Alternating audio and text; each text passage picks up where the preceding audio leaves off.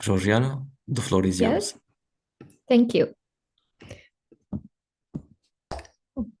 Hello, everyone, and welcome to the second season of the Double Bill Public Lecture Series.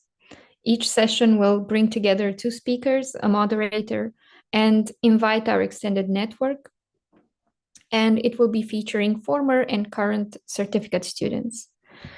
Tonight's bill is titled Mutant Infiltrations, Exercises of an Almost Body, and examines problematics of poetic mutation and queer transformation.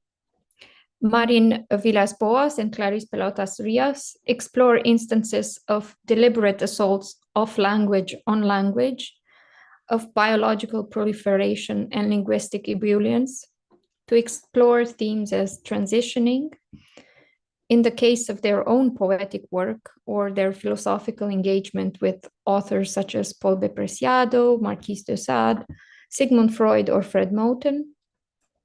Both our speakers problematize the position of mutation, of transformation, as a model to implode the known, the knowable, and the unknown of sexual and gender normativity.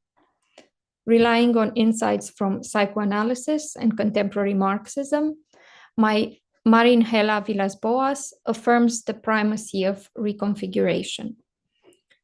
In her poetic and philosophical work, the creation of a body, an organism, or of a poetic expression is a moment of distressed yet unremitting recomposition. It is marked inevitably by a material dependency, flanked or limited by conditions such as sex or language. The personal, subjective material, known as experience and memory, a being's sense of its own, also shapes this moment. Yet all these externalities and material resources can be triggered towards reformatings and readjustments, irreducible to their departing elements. In poetic territory, this enables a language inordinate and dazzling. It becomes so emboldened by these fragile yet unwavering capabilities that it stops communicating, or at least it no longer communicates in a language readily decoded by heterosexual norms. Clarice Pelotas Rios explores mutative and infectious logics of perpetuation, inoculation, of the incommensurate possibilities of transition. From literature to the delirious, furious plane of biology, mutant cells choose to remodel into an atypical formation, not yet a tissue, and according to an unsettling logic for a not yet understood purpose. Thus, textual organisms cease to be merely a discursive representational act and become instead an act, an action, a moment of affirmation, despite fragile, provisional compositions ready to return at any instant in the bottomless chasm that opens between body and word, language and biology. It is my pleasure to introduce tonight's speakers.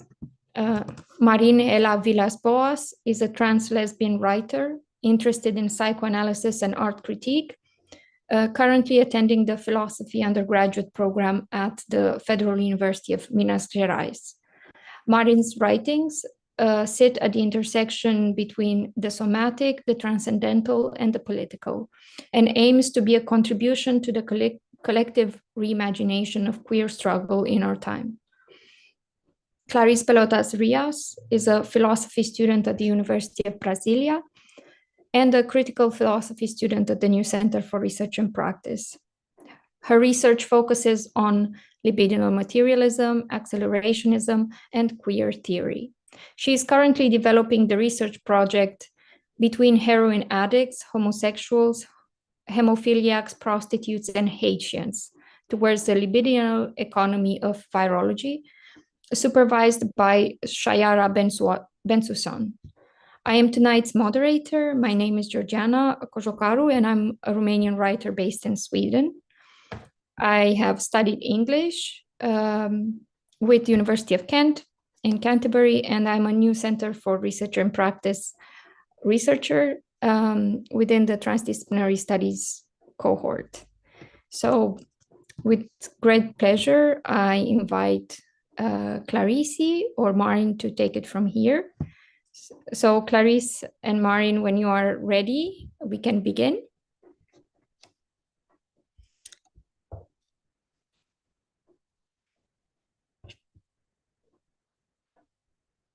Yeah, we didn't decide who was going to start, who was going to do the first presentation. We didn't talk about that.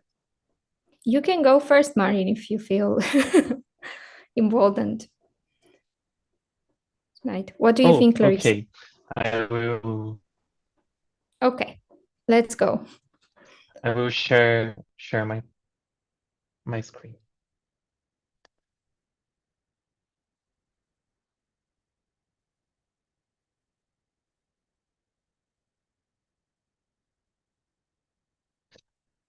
So, hello everyone. This will be a talk on the topic of my proposal of the primacy of reconfiguration. Two disclaimers before we start. My English level is intermediate, so I hope everyone understand me, but I may slip here and there. And also, I come from a lineage of writers, of essayists that date back to Michel de Montaigne. So you can see it in my essays that I'm very involved with personal themes. The themes of my writing are very personal to me. But we live in the reign of capital, so I hope we can recognize together how the impersonal processes shape the personal. So this will be very important in the presentation. So save it for later.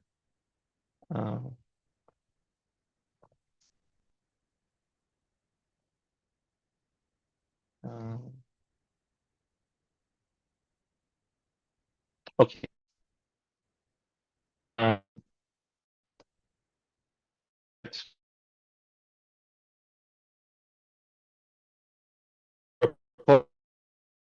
Since the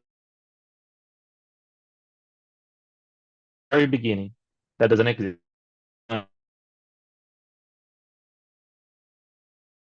Corporal essence, reality, subjective activity, mental essence, stereotyping of behavior of essence, and they're in a fundamental and in a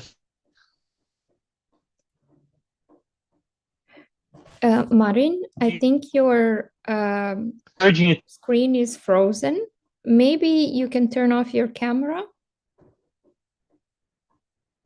Oh, no, we lost Márin. Okay. Oh, wow.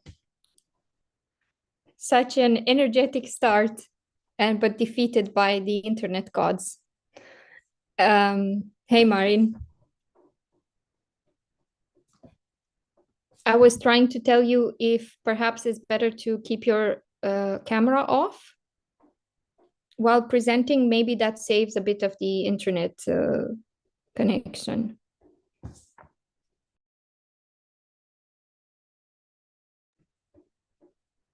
I was reading of the thesis, so let me come back to it. Insurging itself against the domain of the essential, the use defend the primacy of reconfiguration and biobehavioral pluralism. So we will spend this presentation decomposing this proposal. And to understand reconfiguration, I would like to go back to the essay I published in 2023 called On Mutants, the Moon, and Bubble Beats. In this essay, I elaborate the concept of eternality. Eternality is the force that we could say that animates reconfiguration. So thinking about the process of going from one point to another, the passage between these 2 points, it's occurring thanks to eternality. Eternality, it speaks on subjectivities, so it is not an ontologization of reconfiguration. It's not about a principle that is not saying that everything is going through one coordinated process. It's much more close to multiplicity in its arrangement, and it feeds off the lack of cohesion in any given subjectivity. That is important. So we will examine this relationship between eternality and multiplicity. So in order to understand this concept, you have to understand that at the time when I wrote this essay, I was thinking that eternality was like an actually existing entity, something we came in contact with, that could communicate with us. But this is closer to CCRU, hyperstition, and hyperfiction, and that sort of thing.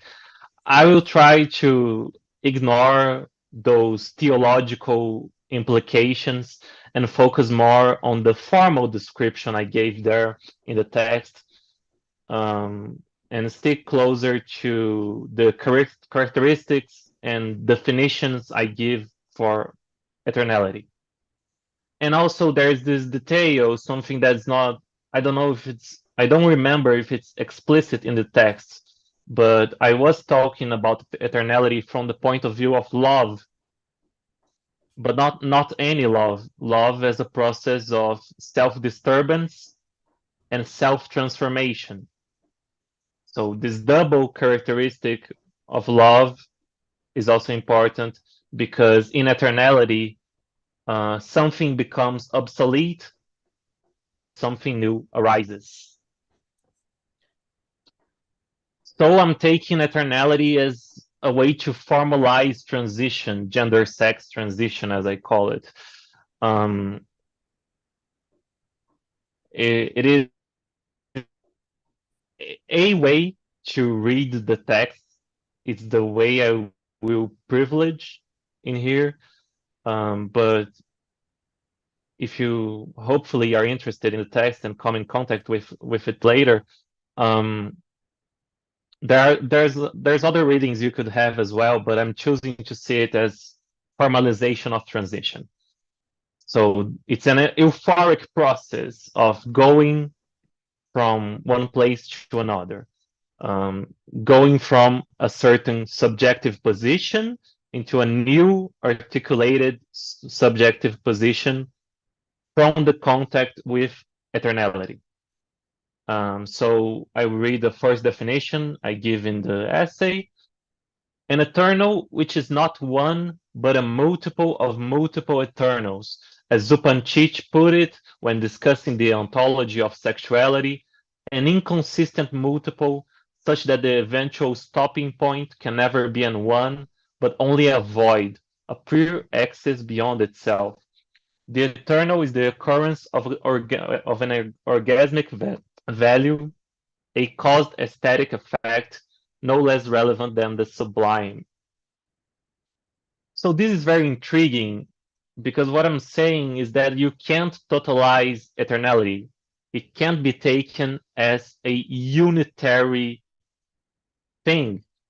It is necessarily multiple. It cannot be reduced to n one. So in this multiplicity, eternality is non-conceptual. at its core, but it begs to be conceptualized. So is this movement of conceptualization of something eternal that makes the articulation of new positions possible, and that will have the utmost importance when we are talking about transition. And you can see how I'm emphasizing euphoria, but also the essential occupies the place of dysphoria, as I pointed to at the beginning.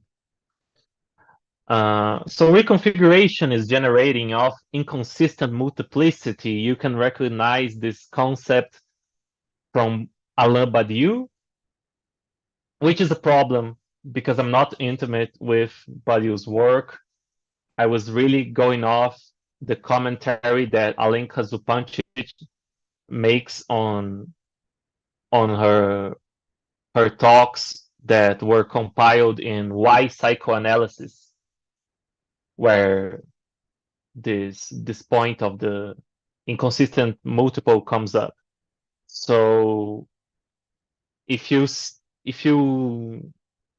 hearing about what I'm saying, if you notice inconsistencies with Badiou's work, it's because I'm not referring directly to him. I'm not owing him much fidelity. So Márin? there's this. Okay. Now that your internet connection seems to be better, do you think you can share the screen again? Oh, the screen is not being shared. I thought it was. No, it's not. Oh, it stopped. Okay.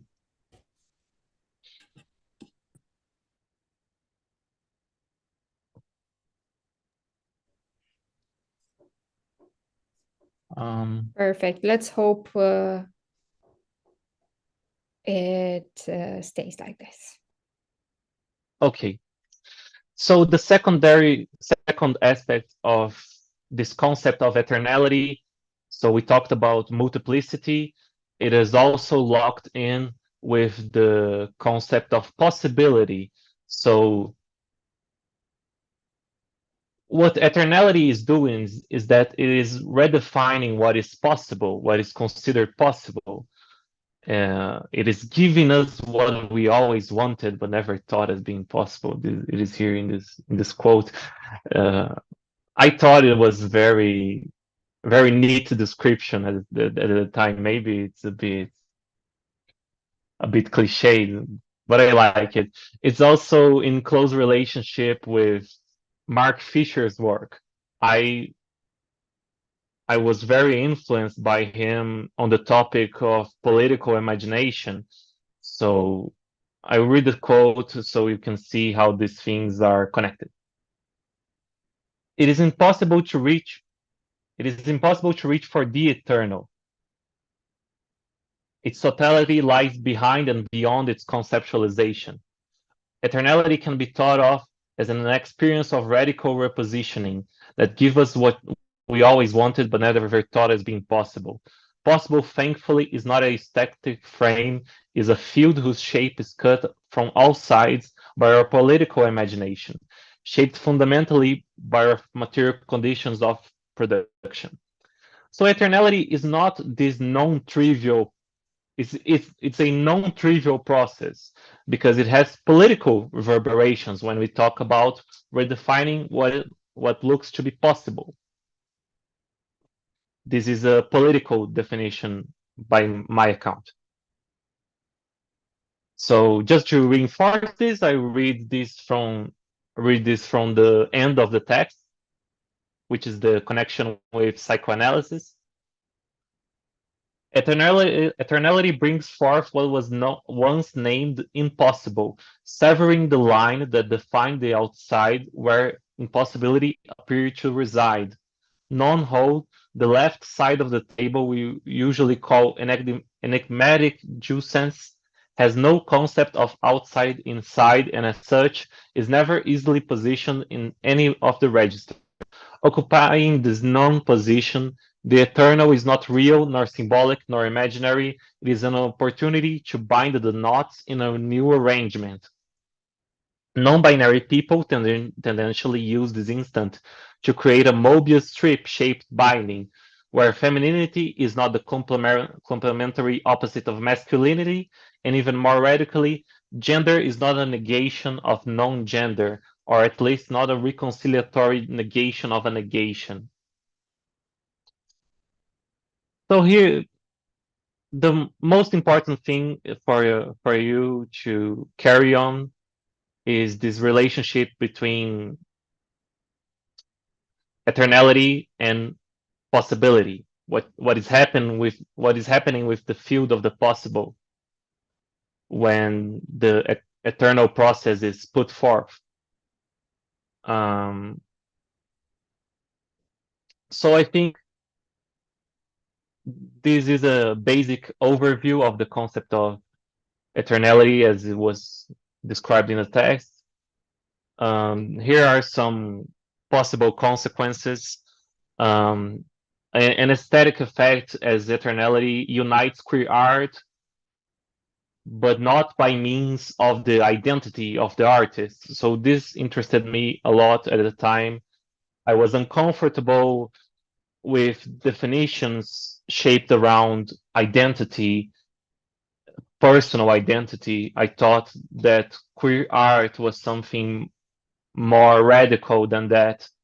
So in the essay, I talk about Arca, I talk about DJ Maju, and I talk about Sophie, who was recently deceased.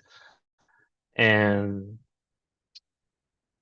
these three musicians, they have something that unites them that isn't their identity, and that is eternality, this aesthetic process. So I'm trying to envision from this description a model of transition that is based in non-identity, that is based in the difference between the initial and the new subjective positions, which are different. They're not identical.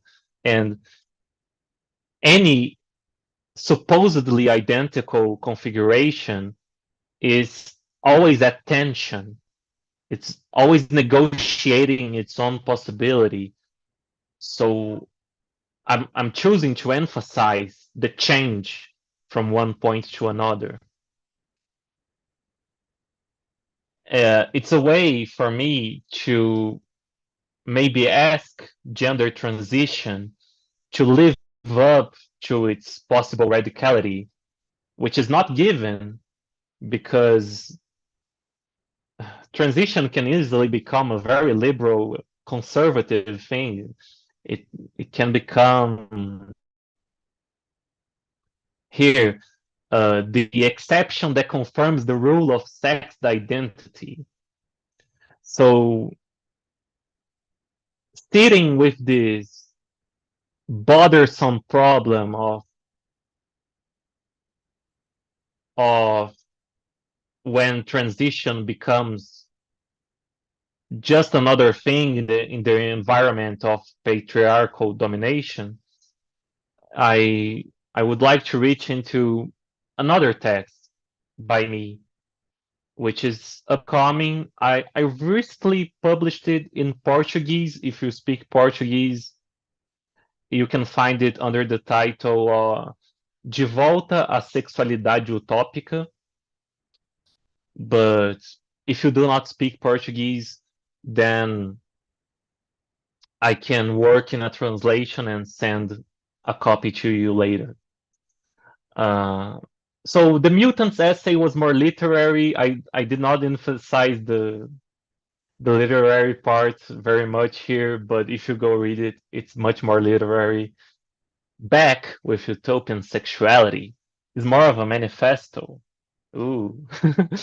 So what we are talking about when I use the word utopian is a discursive position.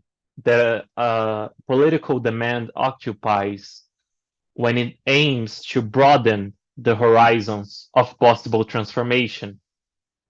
So if you say, for instance, that you want everyone to have access to culture, people will say that's utopian. And well, you cannot stop there, right? I think we must consciously occupy this place of utopian because it cannot be confused with naivety. It's a science of ideology as a consensus. We're trying to break its confinement and build something new, right? So we cannot stop at the accusation of utopianism. So I'm proposing a certain ironization of this descriptive. So my utopian proposal in the text is the extinction of biological sex. So let's talk about that. Coming from a feminist perspective, we can agree that sex primarily serves the unequal distribution of social positionalities, aiming for patriarchal domination. We can also agree that we wish to end the latter, and in this case, the extinction of the category of sex becomes imperative. Experimenting with transition, it is possible to begin to make this extinction intelligible. Marxist theory has undergone interesting recent developments, and with the so-called critique of value, Wertkritik, reached the conclusion that I deem relevant. If our objective is the end of capitalism, we must also end the fundamental categories that organize our current mode of production: commodity, money, exchange, labor, family. Our attitude towards gender must mirror this emphasis of contemporary Marx. Often, in fighting for the end of all gender-based oppression, we fail to articulate the need to end the parameters that organize sex identity. So this is the political demand that I'm making. And it comes from the view of the primacy of reconfiguration. It's very articulated because we are trying to move beyond an emphasis on the identical, on the original, and an ideology of the origin, if you may. And we're trying to arrive at a new post-identitarian place, which I think is the logical conclusion if you read Gender Trouble by Judith Butler. I think that is already there. That was decades ago. We must catch up to that, you know. So I'm also supported by this thinker, other trans thinker, Cássia Siqueira.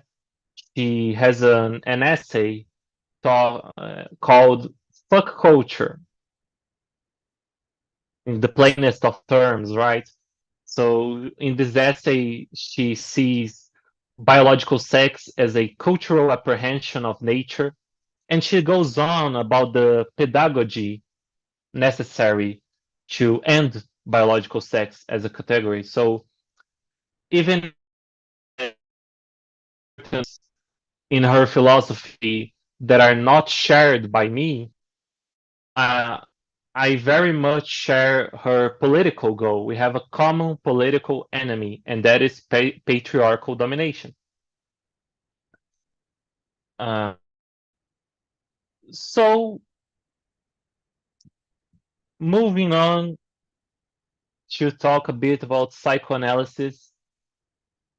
So, it is a fact, or maybe it is a possible interpretation of Freud, that identity has no fixed origin. So there is a meta-psychological account under which the supposed origin doesn't exist, and we actually come from a very unorganized multiplicity. So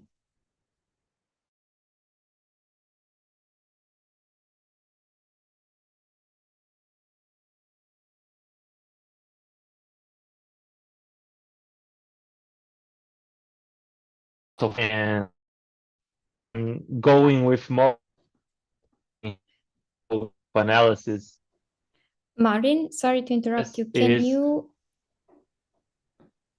Can you repeat your point after you change the slide to psychoanalysis? Because I think, again, we lost you a tiny bit.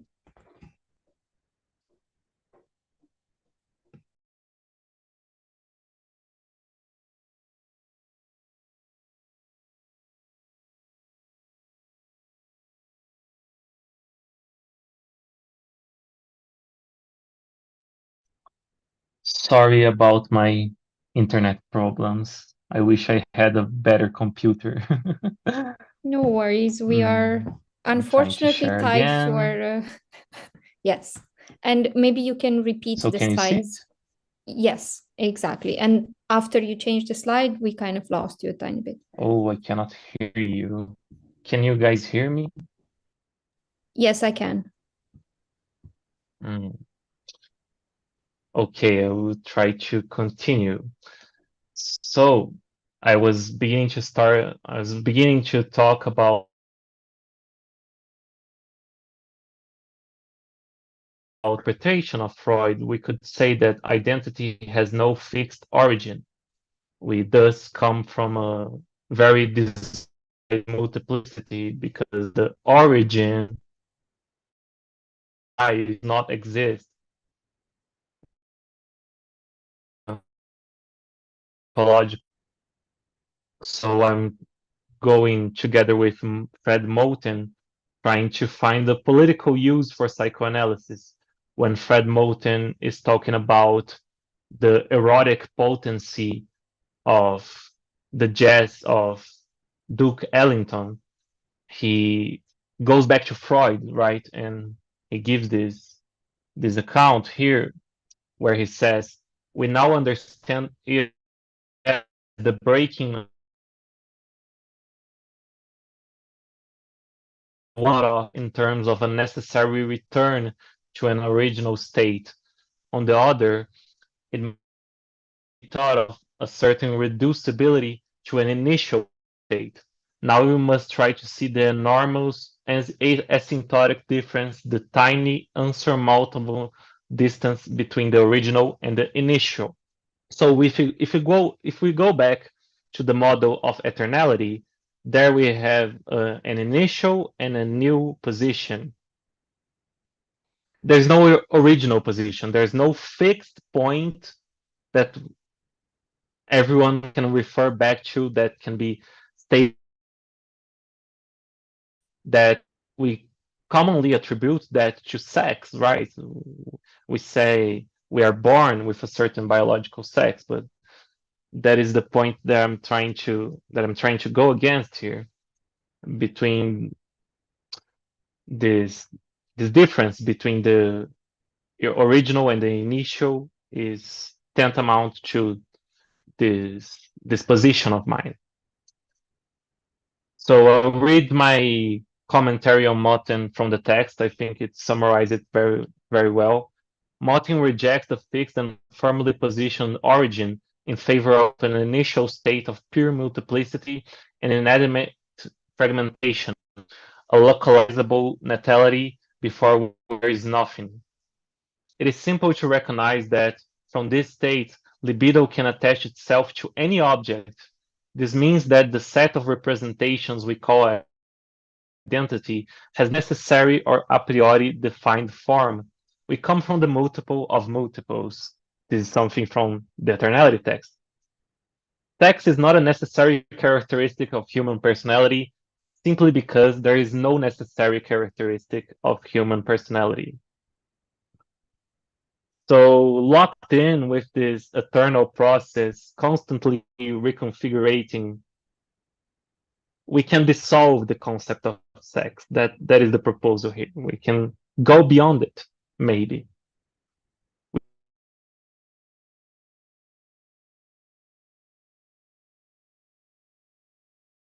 maybe there is still an unexplored angle, the thing, which is the subjective one between different subjectivities. What is happening there? So what I would like to propose that we must dive in the water with Narcissus, see an instant, and then go down and down. It's not her peers, but a few meters below. My arms are shaking. Left. She sees the terror in my eyes, approaches her lips to mine. Terror sows bodies intertwined, fissures on skin that will disappear. Scandalous homosexuals that cried too hard, encounter one another and decide to is defeated, love is eternal, as the third article of this paragraph makes explicit. We still swim together, regain our air, we prefer concrete to flowers. What I just was a poem of mine. I'm trying to articulate it in a theoretical way, so it becomes more interesting to you. But a big part of my textual production is poetic in nature. So I brought something which is I'm working towards a project that maybe I will see it to fruition or not, which is a book called Becoming Lesbian, Tornar-se Lésbica in Portuguese. It will be in Portuguese, but I brought the paraphrased version of the preface just so I can explore the general aspects of my writing. My poetry is an investigation into erotics in a broad sense, but also a exploration on how a trans body can be articulated intersubjectively. I can anticipate a limitation of my poetics. Almost everything carries a certain empiricism. To me, that's a problem. And references real lesbian experiences with girls and non-binary people. My artistic identity is a direct consequence of my lesbian practice, and this limits the scope of what I write. There's the problem, right? That's clear. On the other hand, everything I write is part of the formulation of a literary body, more specifically, a hallucinated body that acts as a solution to the gaps between word and body. This is not the same as saying that the texts are indices of my physical body. There is something else being articulated here. This is a reference to Lacan. Anyway, and it is because I'm foreign to both art criticism and psychoanalysis that my writing is configured this way. I cannot deny that I've created art objects and that I address my symptoms, but I only did so because I was alienated from these practices insofar as they seem to demand specific organizations. So I also brought, just as a final thing, I'm getting done here. So related to the topics of the presentation, I brought a poem that was inspired by Fred Moten's critique of the ideology of self-improvement. So maybe you can recognize that theme in the poem. The tragic excellence of the trans Olympic swimmer, surely there is only one. Her visage is hidden and shines incessantly. Her beams drew into me. Her posture is rigorously maintained, unquestionable. She is synchronized with the logistics of the waves. Endures crystal clear, light blue with the hue of the tiles. The chloride odor, solution to the corpse, dissolves. Let us dream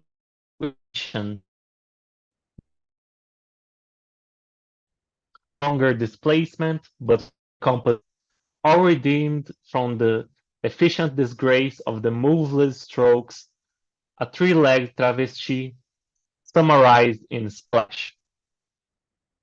So maybe this echoes I'm thinking.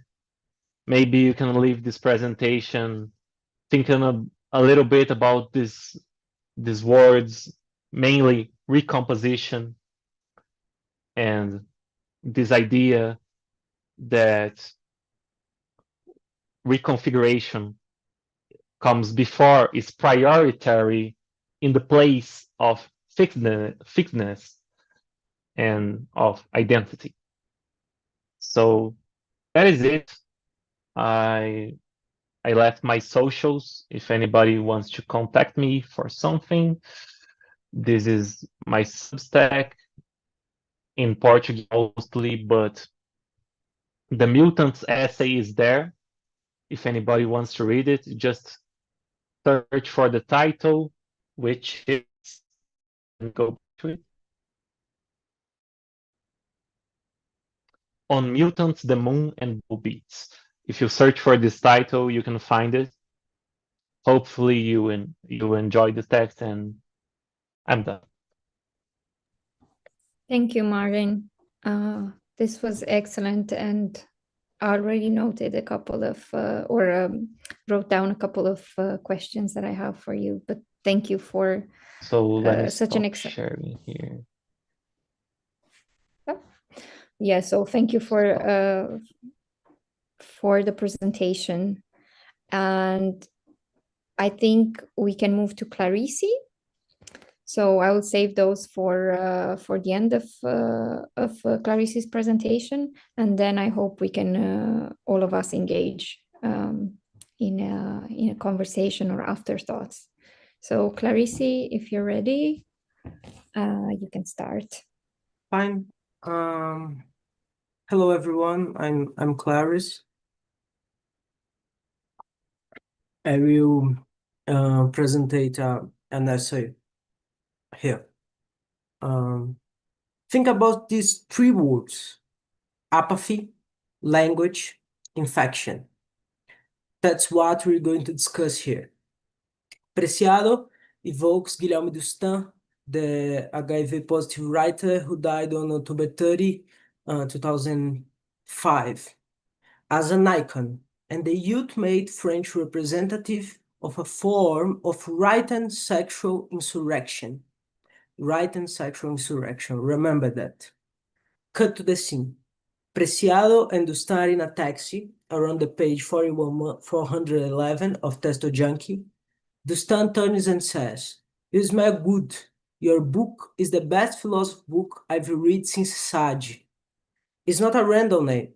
Sade is a quasi-inaudible influence in most of the spaces where he appears, one way or another. If Preciado's autofiction is tributary to Dustin's work, in turn, then Dustin is a disciple of Sade. In Sade, Fourier, Loyola, a book quoted to exhaustion by Preciado, Roland Barthes situates the Marquis within what he calls a tendency towards textual terrorism. Texts imbued with, and here a quote directed by Roland Barthes, a violence that enables the text to exceed the laws that a society or a philosophy of a society, an ideology, or a philosophy establish for themselves in order to agree among themselves in a fine search of historical intelligibility. It's interesting to think about the act of writing in Sade, which at first glance appears paradoxical. How can a man who establishes all his ethics and morality with what Blanchot calls absolute solitude, and here a quote by Blanchot, "Nature creators alone, there is no connection whatsoever linking one man to another," in his book, L'Outremont et Sade. These men have a genuine concern with describing through literature and in a clear language all these aberrant acts. Simone de Beauvoir associates this with Sade's need to defend himself, but that is only one aspect. And here a quote by the text "Must We Burn Sade" from Simone de Beauvoir. Literature enabled Sade to unleash and fix his dreams and also to transcend the contradictions implied by any demonic system. Better still, it is itself a demonic act, since it exhibits criminal visions in an aggressive way. That is what gives it its incomparable value. Anyone misunderstands Sade who finds it paradoxical that a solitary should have engaged in such passionate effort to communicate. He had nothing of the misanthrope who prefers the company of animals in virgin forests to his own kind. Cut off from the others, he was haunted by their inaccessible presence. Literature itself functions as a replicant act in the world. Klossowski speaks of a certain apathic reiteration of the act that permeate all of Sade's libertines. For the monster, to remain within monstrosity is not to perform aberrant acts out of pleasure or delirium, but to do them soberly, apathetically, merely to replicate crime within the world. As Klossowski writes in Sade, My Neighbor, normally prostitutable, normally vicious, normally lesbian and tribute, it is again reason, here good sense, that dictates to her that she be all this coldly. It's about the irruption of non-language within language, something not exactly said, yet permeating all of Sade's texts. More than that, this act as reproduction, as parody of nature, in facts. The allegation made by Rousseau, and later evoked by Blanchot, that the young girl who reads even one page of Justine will be lost, is a perfect example of that. How can language serve to spread debauchery, to corrupt the hearts and minds of its readers? Yet another effort, Frenchmen, if you would become Republicans.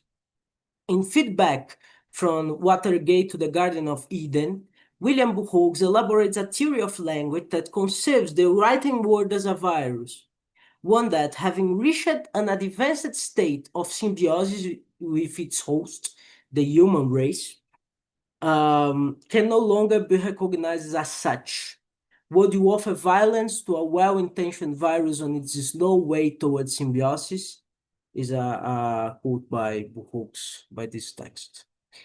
We are talking about literature as a possibility of action, as a vehicle for the word virus, one that simultaneously is used and uses us.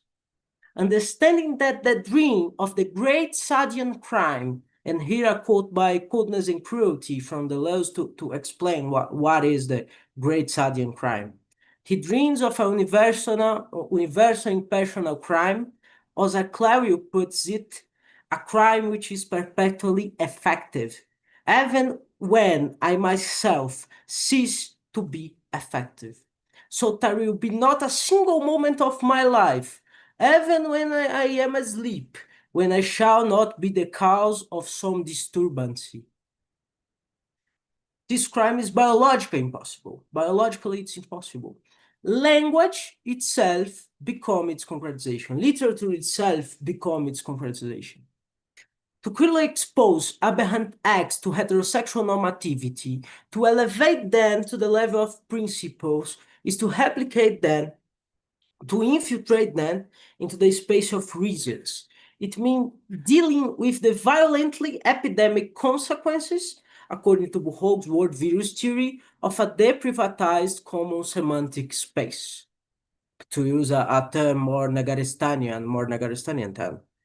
If you assume, in a gesture towards Wittgenstein, that thinking is operating with science within the aforementioned semantic space, then what textual terrorism in its virological character is doing is nothing more than through dissimulation, affirming difference in order to destabilize representation, to infect through the word, to replicate virus upon virus. The time is coming when we are compelled to think about systems of signs and significations as an arena of cosmopolitical dispute. Here I draw on the definition of cosmopolitics formulated by Shajara Ben-Susan in her text, Cosmopolitical Parties in the Age of Post-Human, published in Triple En Passant originally. The intertwined attention to the increasingly cosmic nature of human political concussions and the growing cosmic impact of human political decisions.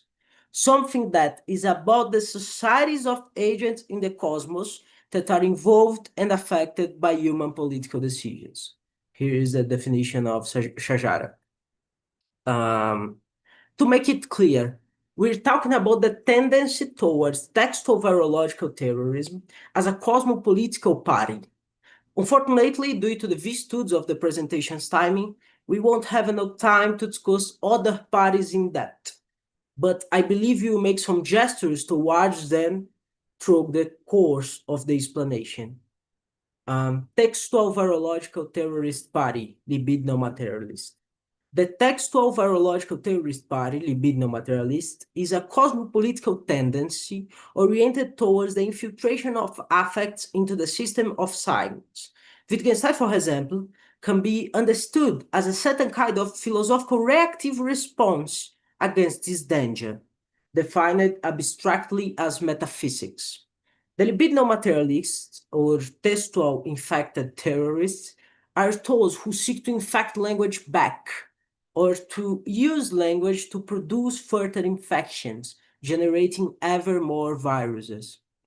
This is what Nick Land in Cryptocurrent Bitcoin Philosophy describes, and here a quote by Land. Within the anthropomorphic domain, it is precisely in becoming non-linguistic and non-representational that signs start to work. Signs are operators, which makes them worth stealing. They are keys or passes. Virus dropped this more than 3 billion ago. In other words, they accept the presupposition that thinking is operative science. It would be foolish not to, whether implicitly or explicitly. But their task is to destabilize the theater of representation. This question traces back to the 17th, under the influence of Antioedipus and, above all, Lyotard's Libidinal Economy, the evil book. But after we talk more about that, thinking about these two propositions from Tractatus Lógico-Filosóficos by Wittgenstein, their demiurge. The object is the fixed, the existent. The configuration is the changing, the variable. This connection of the elements of the picture is called its structure, and the possibility of this structure is called the form of representation of the picture. The form of representation is the possibility that things are combined with one another, as are the elements of the picture. This is what the libidinal materialist seeks to destabilize, the implosion of the unified body of representation. Throughout libidinal economy, Lyotard aims to show through different figures the disruptive effects of desire in its constant intrusion into representation, into the world of signs and simulacra. And here a quote by Keith Crum in the text Lyotard's Libidinal Economy, Affective Nihilism, Capitalism, and the Libidinal Scheme. How it, desire, works under the divisions that are intrinsic to the limits that operate in the theater of representation, principle among which is the division between inside and outside. The sign is an excellent conductor for whatever you wish to propagate, but the sign itself propagates back, and unexpected things emerge. That is why this tendency cannot have any political program. The libidinal materialist has no praxis, but seeks to function as a good intensive conducting body, to use a Lyotardian term. It is a mode of thought that perhaps Nick Land embodies, and he writes, beyond the gesticulation of primordial spirit, it is positive that is the model. and revolution, and it's not duty, but surrender. Quote on the final, the final quote by Making It With Death. To surrender to these viral effects already infiltrating the sign, that is the gesture at stake here. When Lyotard speaks of Sade, he is speaking of many Sades, many figurines that haunt the figure of the same spectre. To extirpate the rationalist enlightenment influence from Sade is to speak of a Sade of surrender, that side of surrender, surrender to the impersonal forces of libido, the one we here desire and desire to sustain, as Lyotard writes on Libidinal Economy. What Bento Prado Jr. seems to show in The Plan of Immanence and Life, when discussing the relationship between Deleuze's plan of immanence and chaos, may be useful here. The plan of immanence is a section across chaos. If chaos consists of furious and impersonal movements, then cutting and selecting a portion of it in order to produce concepts critique on anything at all becomes a challenge, because one must do so without sacrificing becoming or the infinite, without turning it into science. That is the work of philosophy. The libidinal materialist seeks paradoxically, within the plane of science, within that cut of chaos, to perpetually dive back into chaos itself. As Bento Prado Jr. writes about Deleuze, it is perhaps this vertiginous Nietzschean impatience of thought that constitutes the most central feature of Deleuze's philosophy. This desire to plunge through the 1,000 layers of the plane of immanency, this pre-philosophical dimension that nevertheless come to be only with philosophy, in the direction of the chaos that is cut across and filtered by these sheets. Tear to coincide with thought and its limit, its absolute outside, taking Deleuze down a path that goes from the untold to the unthinkable. The radicalization of this tendency can be found in Lyotard's considerations about theory in the final sections of Libidinal Economy. The unified body of theory, the very model of theorizing, petrifies things. It immobilizes the fluxes of desire.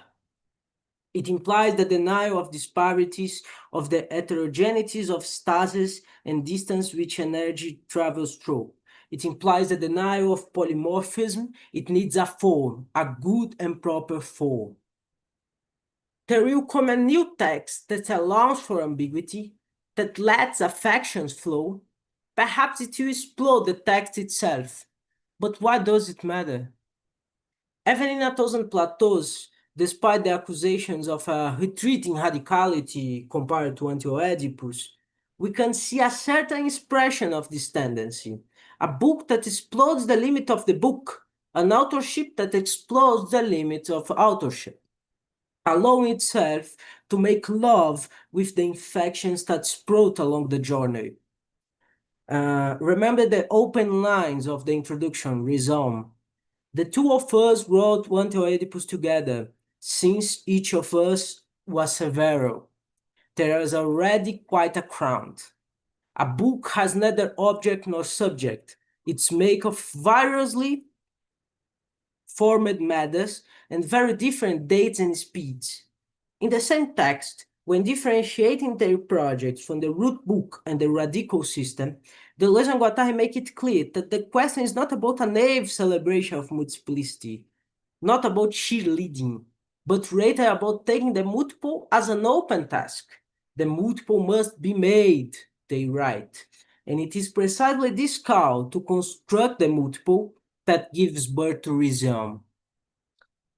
And maybe it's time to talk about the specter half in everything that has been said in this presentation, CCRU. A group of techno-witches, malfunction philosophies, DJs, and assorted others who made a bit of noise at Warwick University, a place where they do not, have not, and will never exist. The group, during their short existence somewhere between the 19th and made a lot of noise, perhaps resurrecting amidst the sterling pathos of academia a spark of life, of action. Maybe was this that attracted the young students who were interested in make philosophy. And here a quote from an interview with Kodoeshin. The most enjoyable aspect of CCIU is that they are again PhD students with attitude. They jet into pitched battles with the Hidadians, cut out romantic revolutionism, and it leaves dark events, auto-propagated happenings, a quote by Swar Machines from CCIU. The methods of writing, melting theory with the rhythms of jungle music, drugs, and demonic experience may be what made CCIU attendance so closely aligned with textual terrorism. It is what Bento Prado perhaps identified in Deleuze, and here a quote by Bento Prado, in a word, to think the idea of the plane of immanency is to bring philosophy back to life, or, and this is the same thing, to bring life back into philosophy. But here, it takes on a radicalized technophiliac form. No community, no dialectics, no plans for an alternative state. The that, or attempted that, of authorship, a writing that no longer simply refers to itself, but opens up space as an archive for filthy techno-parties. The open, hot and body of theory is violated, exposed to the rhythms and contaminations it owes so to master, or trying to master. This is something that later accelerationism itself seems to have forgotten. Soft machine buzz and slogan contagion, as is in Swar Machines. Maximizing the number of slogans per paragraph is not just a win. It is a commitment to the implosion of the petrification of things brought about by theory. Give me back becoming. Get real, that is, get synthetic. The real isn't possible, it's just increasingly artificial. A quote by Swar Machines. Burn the vampire's castle with him inside. In his 1908 interview with Simon Reynolds in the now famous report Renegade Academia, Nick Land declares, every great philosopher is producing an important fiction. Marx is obviously a science fiction writer.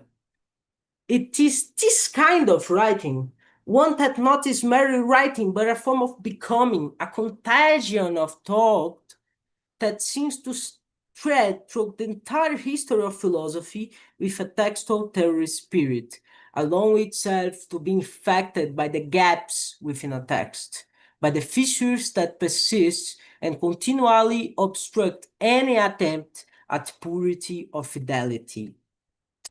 Hyperstition is the method, in a lack of a better term, through which CCIU most fully embodies the potentials of writing as a mode of action, if action here is not understood as praxis or human agency, more connected with possession. Breaking with Western metaphysics, it affirms, in Land's word from an interview with Delph Casterns, disponible in the Orphan Drift website, that hyperstition is a non-linear complication of epistemology based upon the sensitivity of the object to its postulation. Hyperstition functions as a good intensity conductor detached from any appeal to the human, yet perceiving fissures as sites of creation, points of contact with the outside that incessantly haunts and reappears. Now the conclusions. If talk about language is talk about forms of life, another little erratic gestures towards the old Ludwig. In fact, language with affections and their machination is nothing more than to desire another form of life, another time that will come, without any messianism involved. Another communication with the spirits, the living and non-living, that's surrounding us every day, every time, at every moment. Communication, heritage. Language is the way we invoke the dead in your day-to-day lives. The medium through which we alone then to have power over us. To alone is not quite right, since we have no choice in the matter. After all, language is also heritage, and our heritage has always belonged to the dead. Think of Nietzsche's madman who cries out, "I have come too early, my time is not yet." Or in another key, Wittgenstein yearned for a contemporary reader who is, as Bento Prado writes, a survival of a world that has ended. A temporal journey to find a comrade, a compatriot, whether he has arrived or not. Think of a third way. A text that should have existed in its own time, but didn't. One that failed to find its contemporaries. Now imagine its spectral reappearance. Trace it through the ancient scriptures all the way to a certain manifesto that shook your great-grandmother's hearts back in 2006. Preciado opens his countersexual manifesto with an anecdote. Perhaps cliché, but never too much.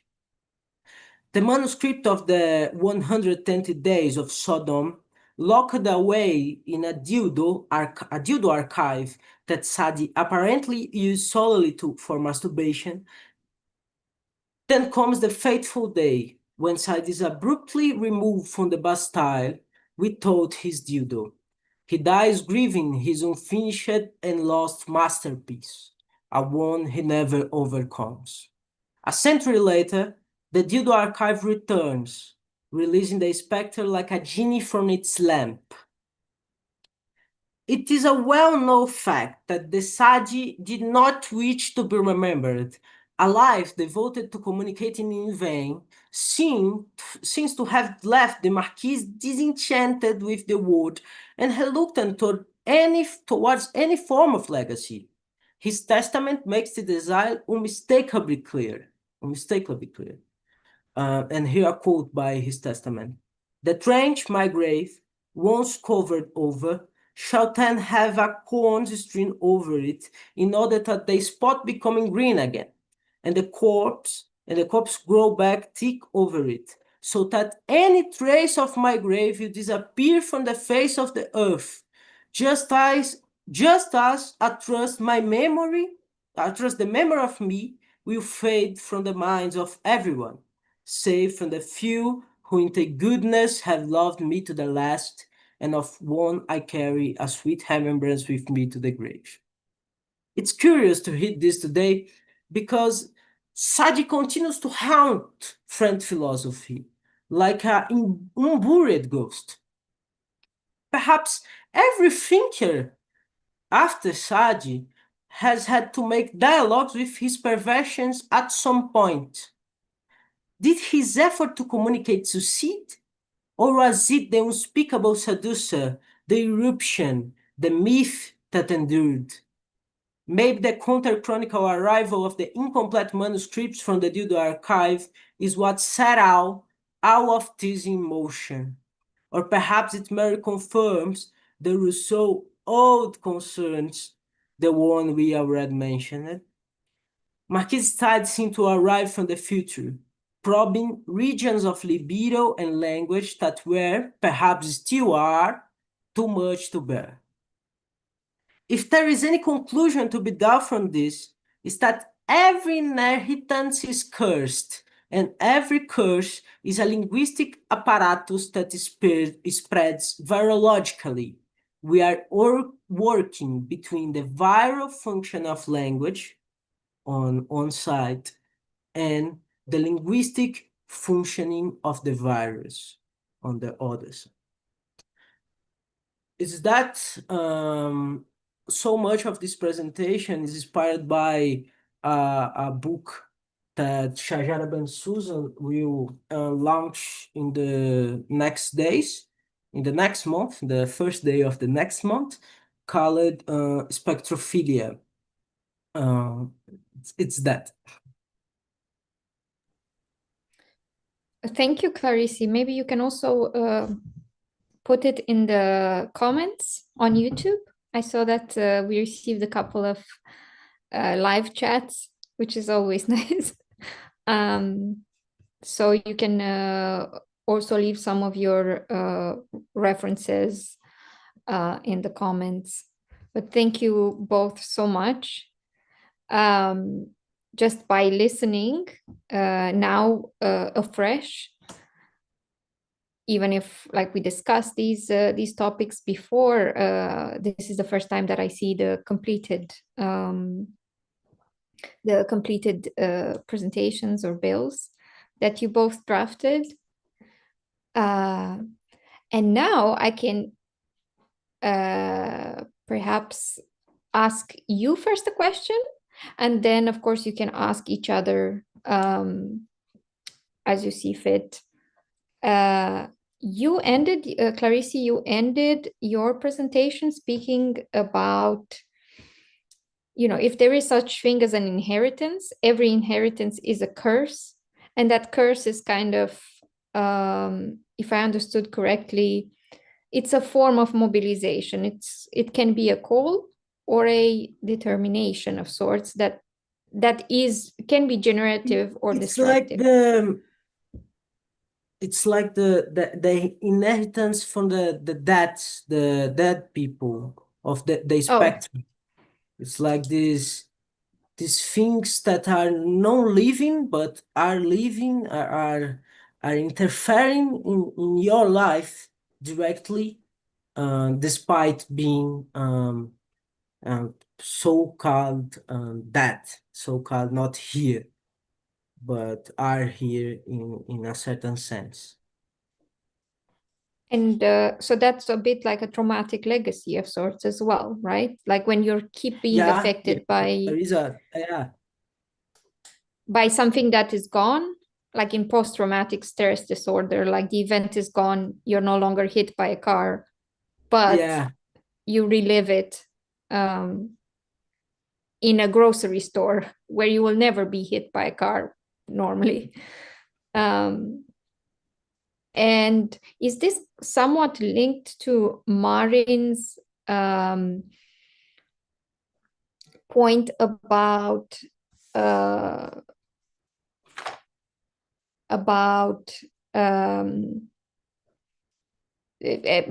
Moten's let's say a view of originarity as non-essential or like non-important, that it shouldn't even be like this question of origin or of sex or nothing of the sorts plays a role in shaping a personality, an individuality, and so on. Could you contrast these concepts? Sorry, I lost the beginning of your question. I was wondering if we can entertain a bit this, it's not even a contradiction, but kind of you talk about some similar realities. One is this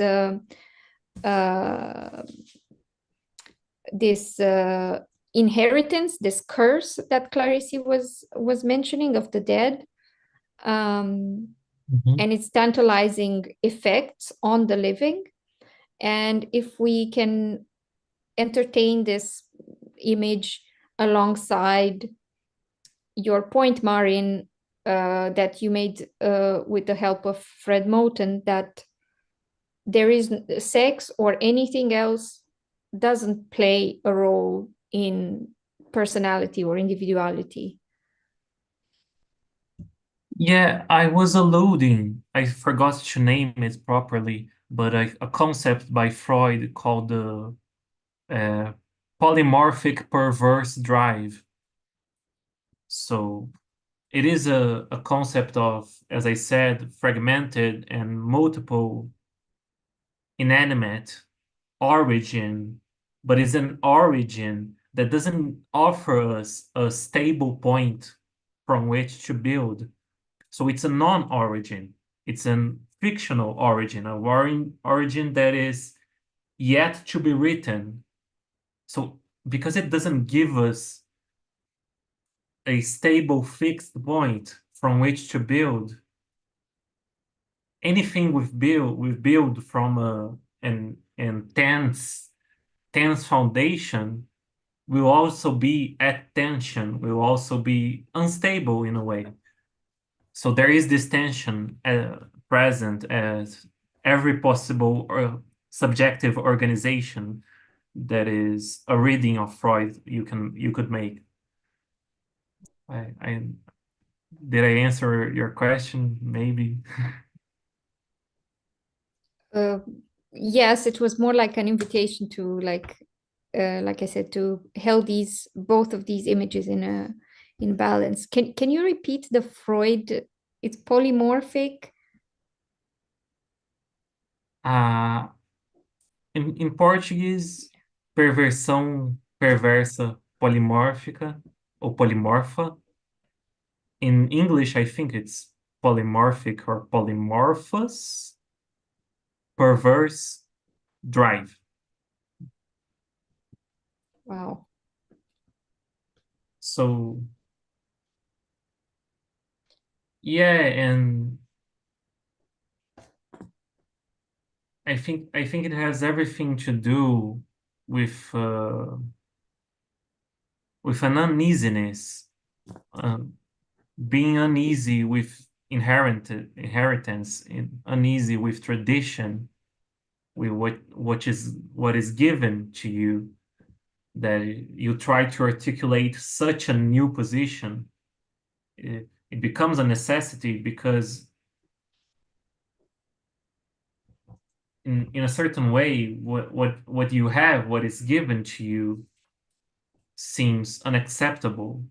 So you have to articulate it from somewhere, and eternality is this hard This to point.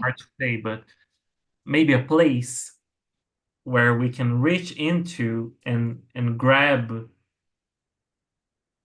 multiplicity, grab an infinite that could help us maybe articulate the new.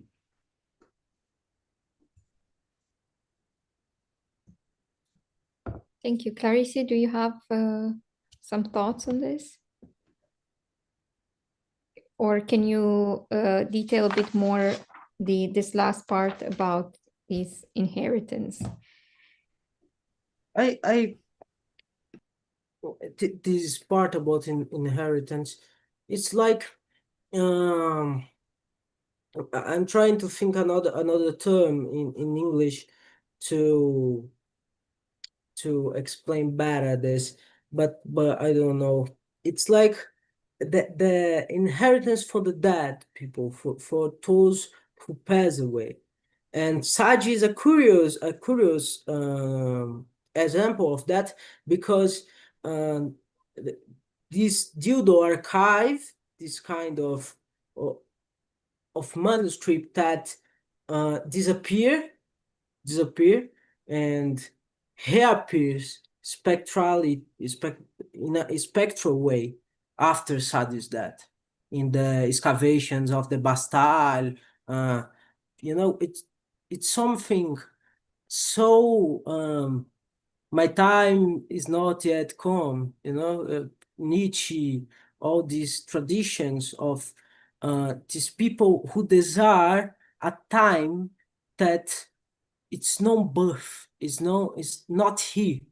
This timing that will come or will not come or never comes, but these people desire this another time. These people that are in that time, because Sade is a man of his time, but in a certain way is a man who arrives from the future or of the past in the same time, from the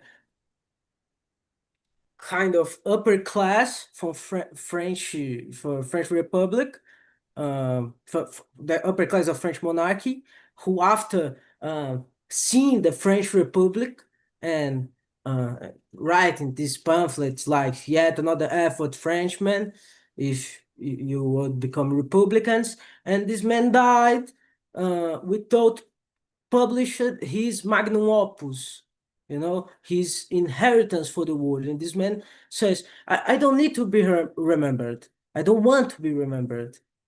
But his legacy is here. His spectre is here. And when the manuscript arrives, it's like, must we burn Sade, the text of Simone de Beauvoir? Is a great debate, a great spectral debate in France. Is a great case for that. The debates on France with what we will do with this shit, these works of this man who we want to bury, and he also wants to be I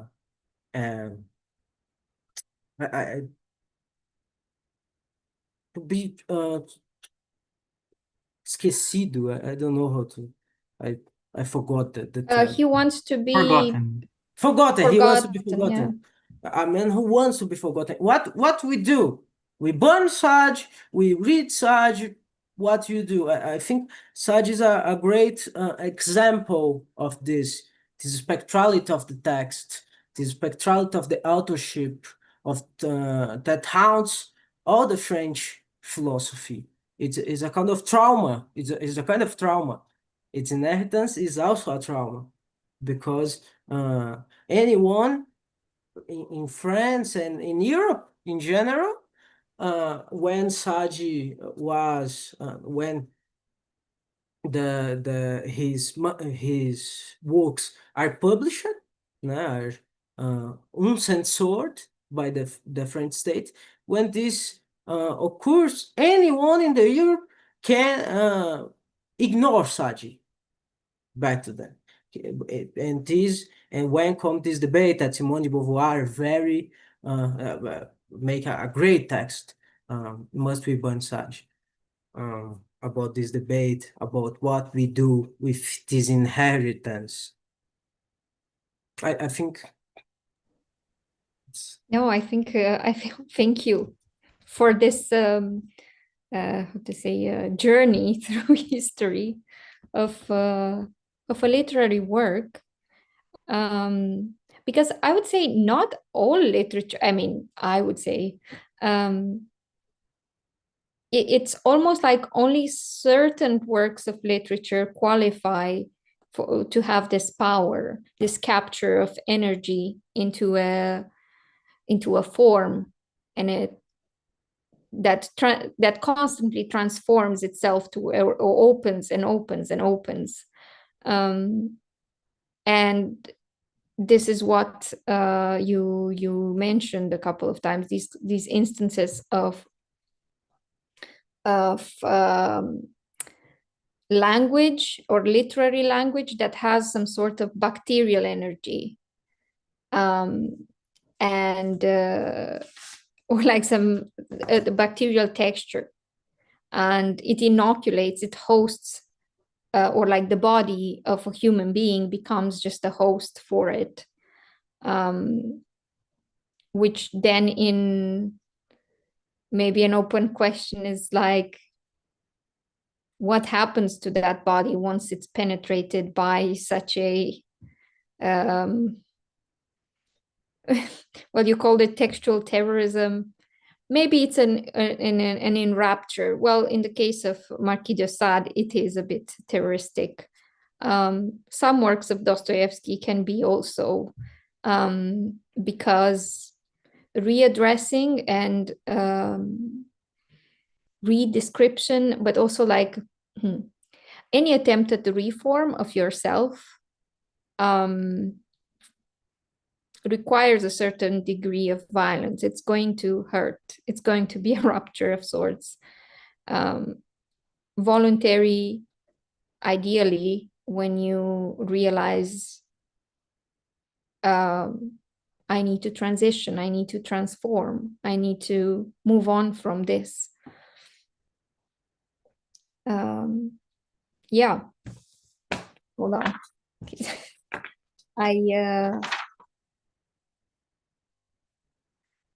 So basically, I was thinking about this, these terms, redescription versus inscription, something that the latter having a more permanent, or a desire to be more permanent.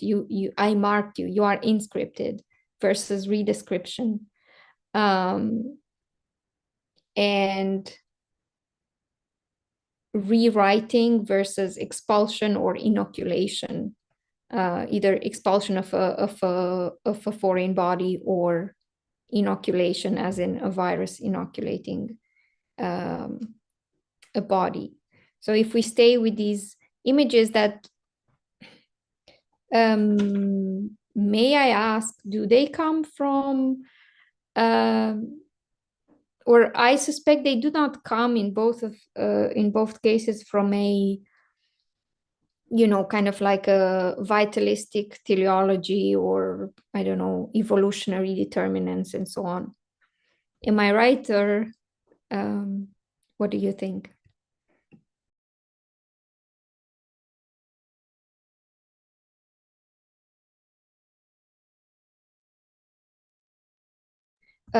With one mention, just one more mention, the term redescription, I think it's used, if I remember correctly, by Sylvia Wynter. So not ultimately the human itself, the human being, needs to be redescribed. And that also includes new myths, new mythologies, cosmologies, politics, and so on. Yeah. So one thing I thought about mentioning in the presentation, but I kind of skipped over, is that when I talk about recomposition, reconfiguration, and all these terms that I are implying and starting over, I do not think that leads to a rejection of biological science, as I understand it. I think there is a relationship should be made to biology as descriptive, as something which describes all manifestations of life that we know, try to explore it, how life manifests. That is not the same as the ideology of fixedness and also originarity. So I do not think trans people are denying biology. This is a very important point to me. I think this is a complete hallucination in the terms that it has been posited. Like, we are biological women. There's no way to stop being biological. There really isn't. So yeah, in the sense that biology must be descriptive and it must describe how life effectively manifests. And that includes any kind of interaction with the environment. If the animal encounters hormones and decides to inject them, the process will be biological in any way. Okay, but I think it's very important, this descriptive, not prescriptive quality. Yeah, something that I was thinking about is inside we have that thing of the parrot of nature. You know, you parrot the nature, but the part of nature is also part of the natural movement. You know, all the sadist libertines are acting at the same time in a parrot of nature, but he he talks, you try, offend the nature, it's impossible. Because all that the libertines are doing is to obey the nature in a certain way. To it's part of nature in an immanent conception of nature. Like we can talk about Spinoza, but it will take time. But it's that kind of gesture towards nature, you know.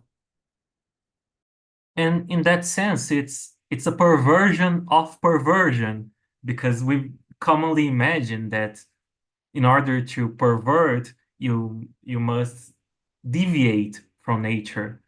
But there's a certain, in a certain sense, we're concluding here that we cannot deviate in a way that matters. We will always be acting according to it in a way. Would I liked it that it's impossible to offend nature. Of course, it's very possible to offend, the terminally offended, that think nature is this and that. So then you enter a loop in which, yeah, they are offended by something which is above being offended by anything human do or manifest. Would that mean that eternality, the concept you introduced, Márin, is some sort of nature? Or maybe not because that's why I asked the question about vitalism. Some vitalist schools see nature as the sort of, infinite energy of replication, of remaking itself, of, perpetuation. Are there some different nuances to that? I think there is a similarity in the way you just described. I think it's similar to that. It's being thought of as infinite potential, but it's infinite in its incompleteness. It's less than one in a way. It's not, we're not able to enclose it into a unit, but it's not because there are many units that we must encounter, is because it's incomplete, it's less than one. And then we try to complete it through fictions. So maybe my emphasis would be more in this very Lacanian perspective of the incompleteness of the symbolic. So I come from a very Lacanian influences, especially in the writing of Mutants. So yeah, I wasn't in direct contact with a thought about nature, but this is more recent. This insight that we are not denying biology, we are denying an ideology, an ideological way to interpret the body, to interpret personality.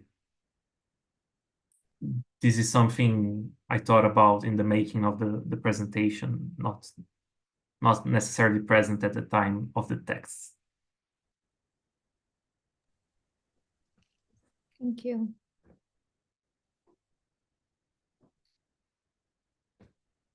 Clarice, any thoughts? If not, I have another question. I had not to present it. Because I would like to return to the points you've made, Clarice, in your presentation. And perhaps let's start at the beginning. I noticed that both of you mentioned CCRU. And of course, had a critical engagement and departure from it. Could you perhaps define or refine a bit more for our audience my question is like, since the title is Mutant Infiltrations, and like kind of this kind of virology, this kind of strategic inoculation into a maybe even a political or economic system was it's kind of evocative of the ethos of CCRU, with all their mythological creatures, virus being one of them, Cthulhu and Lovecraftian things, and witches and cyber witches and so on. Where what kinds of new forms, new images, even new, how is your mutant different, or this image of the mutant different, and how are your ghosts and your dead different or akin to Mark Fisher's spectrality and so on, specters and so on?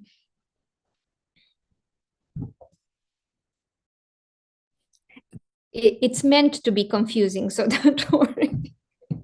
You want to start, Márin? Yeah, I think my comment is quicker. I think maybe Clarice has more to say about the CCRU. What I will say is that I was consciously trying to copy this model of hyperstation and hyperfiction when I wrote Mutants, because I was trying to talk about eternality as an entity, as a divine presence in a way. So I was trying to posit that it exists and that we talk to it and we communicate to it, and describe an aesthetic process of this communication. So it was influenced by their movement. My image of the mutant comes from Arca, her song Mutant, from the Mutant mixtape, I think. Let me just check if that's really the name. But I think it's a 7-minute song of like electronic music, and it's very chaotic. It's a behemoth, really. That's what I say in the text. And I make a comparison between Arca and Mark Fisher, right? And I say her music is filled with ghosts and cyborgs and those figures of Fisher's writing. So maybe I notice some common themes, common interesting themes, but what interests me the most is not directly the theory made by the CCRU, but more the procedure, maybe. In a general line, that's it.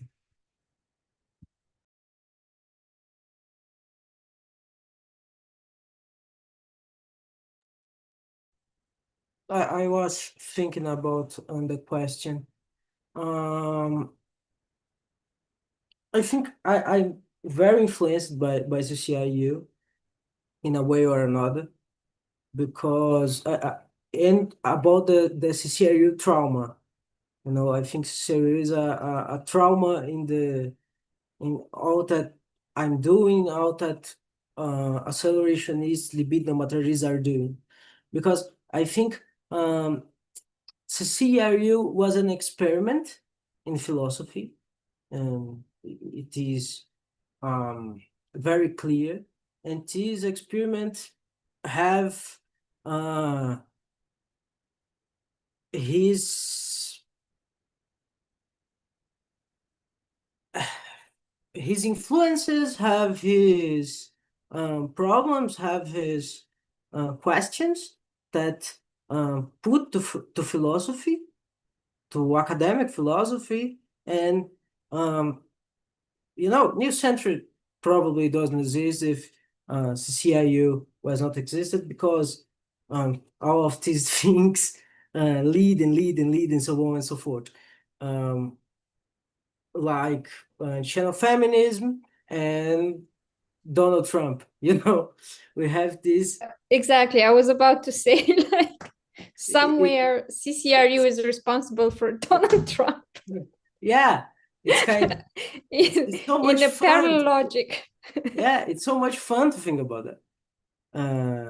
We have one of the most racist and annoying people today influencing the American government and the politics, and we have great thinkers like Mark Fisher, like Haza, like we have philosophers, great philosophers, and I think my question, my influence by I'm influenced so much by CCIU, precisely because this ambiguity, precisely because these ghosts that CCIU seems to mobilize, like the Lyotard book, for example, the Libyan economy. I think that when he talks about this as an evil book, as a book that quasi a demonic book, a demonic book. He just turns away from that. This is interesting. This movement is interesting. What have in this book that is so evil? And when, for example, I quote Wittgenstein by exhaustion. I love Wittgenstein, but I love Deleuze too.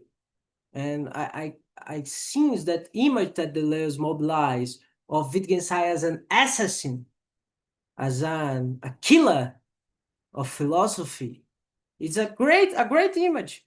It's a great image. It's another relationship with the enemies that I think I'm proposing here.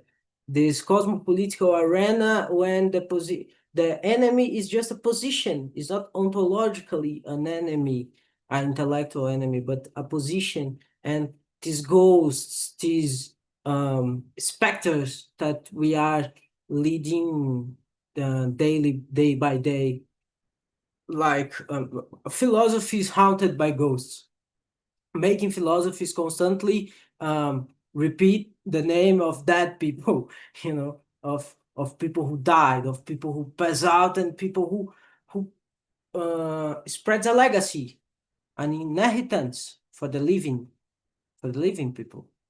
And it's kind of a necrophiliac movement that philosophy does, and that invites us to speculatively think your questions with the dead, with the those who pass away. But these people who pass away returns back every day in your lives, in your decisions, in your questions, for example. Is that I think I talked so much. No, don't worry. Don't worry. You can definitely, we have the space and the time now. But would you say that perhaps it is time to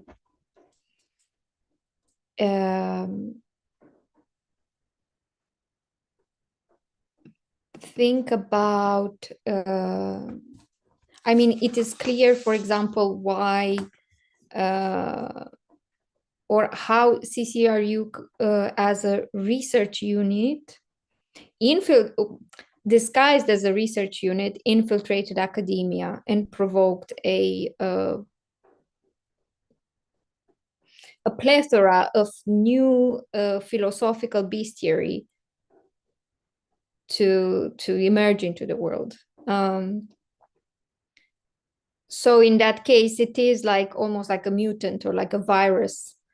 And The problem with that is, of course, these entities are necessarily provisional, because if they would kind of solidify into another institution, then kind of maybe their power of their intensity dilutes, and their conceptual you lose a bit of that through institutionalization. But that makes you also a very fragile entity or body, sadly.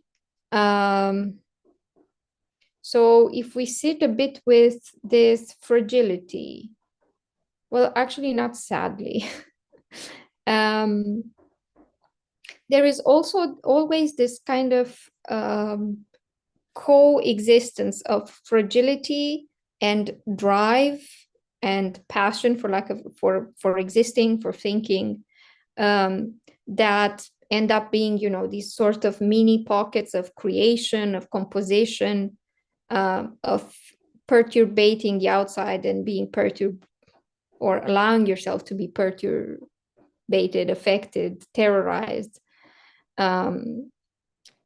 And on the other hand, there can be within these provisional, compositional moments of composition, of form, of temporary structure, some shifts that may appear small, that are not necessarily spectacular, that maybe CCRU neglected.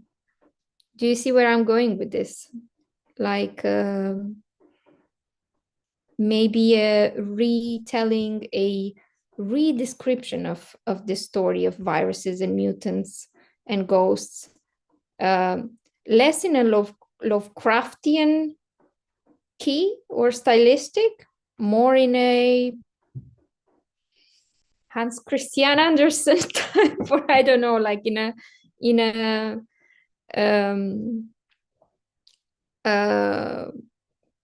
fairy tale, or like, I don't know, this hybrid genre that necessarily includes horror elements, because horror is very good at capturing what we've been describing here, but also some sort of bliss, some sort of to make an analogy, Gregorian chorus, the kind of this image of eternality, which also thrives in multivocality and this kind of unstable yet very gracious euphoria. Yes. Yeah, I think CCRU made definitely a decision to in the side of science fiction, and like all the decisions, this goes to exclude other possibilities that are also very interesting. Yeah, and science fiction, especially at that time, was quite. It's also like they went through a specific science fiction history or tradition, which has its problematics, and then they reverberate into or permeate, spill into everything that is put out. I'm not trying to attack the movement. I'm just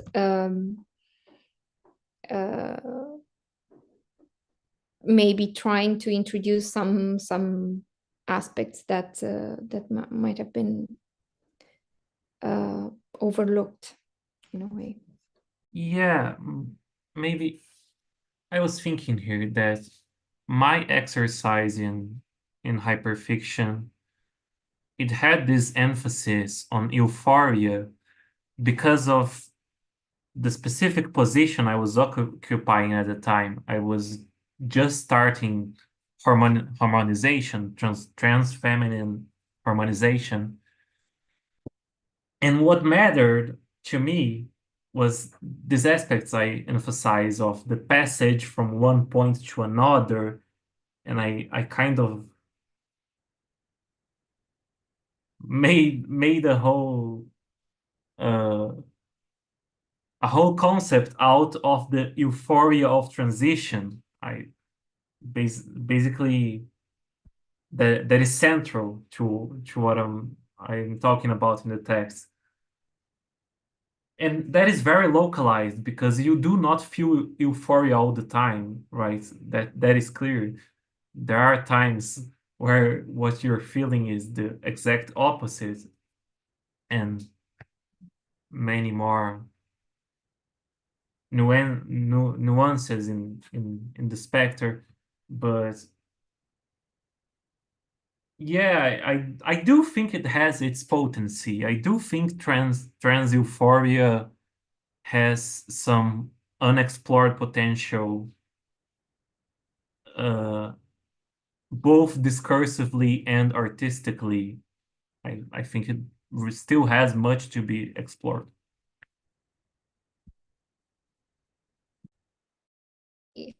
Let me just quickly check the comment section or the chat. Maybe someone says, remain within the large spectrum of monstrosity, the infiltration of figure in text. It was Shajara, my my supervisor.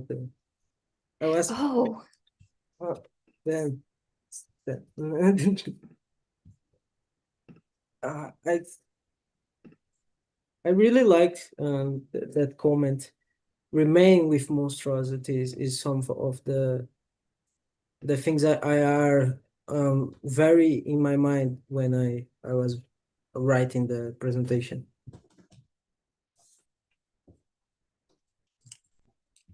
Would you, well, let's extend our greetings to Shajara. Am I pronouncing correctly? Your supervisor. You said you are working on a topic, on a thesis? Yeah, it's my, I don't know how to in English that, but it's Projeto de Iniciação Científica, PIBIC. It's like the first trying to attempt to make a research project in the university in the graduation. But it's about virology. It's so much in touch with this presentation.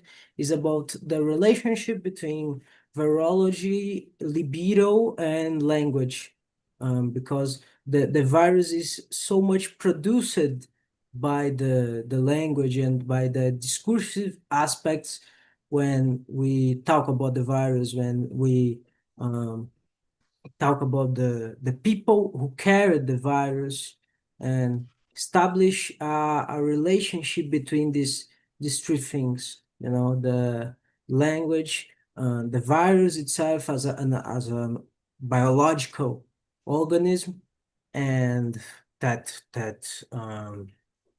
trying um, to break with your or very rich schemas between what are living, what are dead, because the virus are neither not dead nor living, and how language appropriates virus, how language talk with the virus, and how the virus talks with language.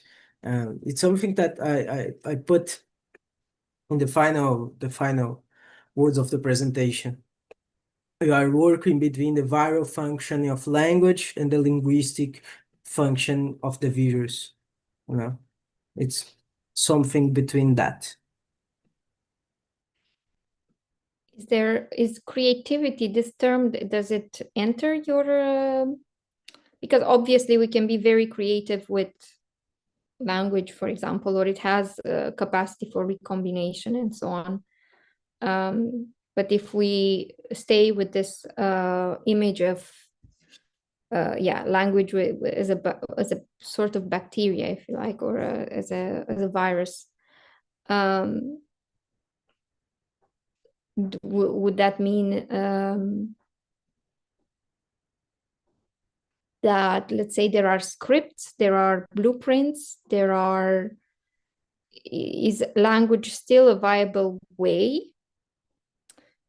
Actually, this is my final question. Is language still a viable way or a good blueprint for figuring out what's going on the inside or in the body? And this ties back also with Márin's start of her presentation about how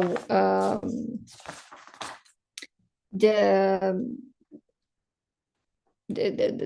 personal, like the personal is political, but maybe not in the ways we receive, like this phrase needs to be turned upside down, especially in an age of privatization and extraction of value from the personal through identity or narratives and confessionalism and so on. I need to think more about that, but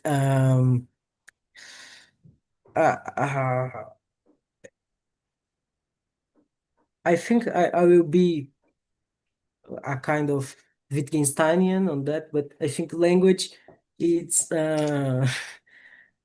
thinking is operating with signs, and to describe this insight, the proper effort to communicate this insight, you pass through language in a way or another, it will in a maybe not what Deleuze calls, for example, Deleuze what I call the imperialism of language. That can be not this relationship. We can surpass it. It's maybe what the textual virological theorists are talking about. But this proper act of describing, of thinking with signs, will dialogue with language in a way or another, I think so. In a diplomacy, maybe a cosmopolitical diplomacy with language. Márin? Yes, I always come from the perspective that there can be many relationships to language. Not all those refer back to what we commonly call reality. So I've come to see reality as a kind of consensus, a consensus that can be defied, can be turned around, and can be transformed through these different relationships with language, which generate very different results. If we think about poetry, poetry can be something like, or maybe literary activity in general. It can be something like very strict, very defined and organized, and a very strict disposition, but it can also be invention in a way that isn't just inventing a scenario, but inventing in a radical way, in a way that defies even reality and its certainty. Maybe I would go a little bit to. I mean, a lot of writers confess that when they write, or their writing is much smarter than themselves. It knows something they don't, and it's beyond like any planning. Of course, many books can be written like that with a lot of planning and the 1,000 words per day ratio, and all the roles and rituals and rites. But in the case of the books we discussed here, and you mentioned in your presentations, be them theoretical, philosophical, works of psychoanalysis, which is also an act of invention. It is some sort of creation of an experience or a new perception. And psychoanalysis, unlike somatic practices, relies a lot on language. I mean, it's language-based therapy. So, which doesn't mean like it, I mean, it has some affordabilities. It is a choice that maybe somatic practices do not have, and vice versa. It's also a choice that comes with costs. So yes, I think we have reached our time. Thank you both so much for your presentations and for introducing at least myself, but I'm convinced also our audience to a very fresh and new ideas and new avenues for considering such topics as transitioning, poetics, and even biology. And it's been wonderful to have you here. You can watch I mean, we've been live, but our presentation, our bill, is online on YouTube, and you can become a member. It's the last week or the last 2 weeks when the prices are still the old ones, and then I think the new center just made an announcement that, you know, it's the last chance before price increase. But I would say it's worthwhile. So thank you again, and see you very soon. Bye-bye. Bye-bye. Bye. Bye-bye. Thank you very much. Thank you.